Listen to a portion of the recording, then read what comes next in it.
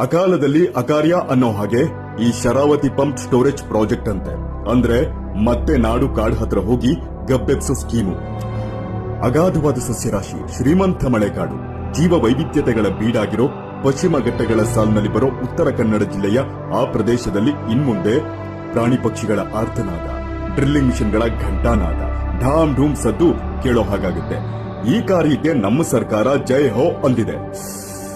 ಇದು ಹೆಂಗಿರುತ್ತೆ ಅಂತ ಗೊತ್ತಾಗ್ಬೇಕು ಅಂದ್ರೆ ಹೈದರಾಬಾದ್ನ ಕಚ್ಚಾ ಗಜ್ಜಿಬೌಲಿ ಕಾಡಲಾಗಿತ್ತಲ್ಲ ಸೀನು, ಅದನ್ನ ನೆನಪಿಸ್ಕೊಳ್ಳಿ ಸಾಕು, ಕ್ಲಿಯರ್ ಪಿಕ್ಚರ್ ಸಿಗುತ್ತೆ.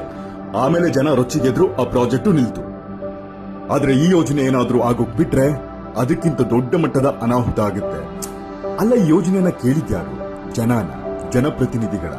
ಏನ್ ನನ್ ಮಗಂದು ಏರ್ಪೋರ್ಟ್ ರನ್ವೇ ರೋಡ್ಗಳು, ಮಲ್ಟಿ ಸ್ಪೆಷಾಲಿಟಿ ಹಾಸ್ಪಿಟಲ್ಗಳು, ಇಂಜಿನಿಯರಿಂಗ್ ಮತ್ತೆ ಮೆಡಿಕಲ್ ಕಾಲೇಜ್ಗಳನ್ನ ಕಟ್ಟಿಸ್ಕೊಟ್ಟಿದ್ದೀರಾ ನೋಡಿ. ಈಗಾಗಲೇ ಸಾಕಷ್ಟು ಗುಡ್ಡ ಕುಸಿತ ಕೇಸ್ಗಳೆಲ್ಲ ಆ ಭಾಗದಲ್ಲಿ ಹೆಚ್ಚಾಗಿ ಆಗಿದೆ. ಹಂಗೂ ಇವಾಗಿನ ಟರ್ಬೈನ್ಗಳಲ್ಲಿ ಉತ್ಪತ್ತಿಯಾಗ್ತಿರೋ ಕರೆಂಟು ಸಾಕಾಗ್ತಿಲ್ಲ, ಇನ್ನೂ ಬೇಕು ಅನ್ನೋದಾದ್ರೆ ಮಾಡಿ. ಆದ್ರೆ 16,000 ಮರ ಅಲ್ಲ, ಒಂದೇ ಒಂದು ಮರ ಕೂಡ ಕಡಿಬಾರದು, 1 ಇಂಚು ಅರಣ್ಯ ಭೂಮಿನೂ ಕೊರಿಬಾರದು. ಅಲ್ಲಿನ ಹಸಿರನ್ನ ಹಸಿರಾಗಿರೋ ಬಿಡಿ, ಪ್ರಾಣಿ ಪಕ್ಷಿಗಳಿಗೆ ಉಸಿರಾಡುತ್ತೀವಿ. ನಮಸ್ಕಾರ.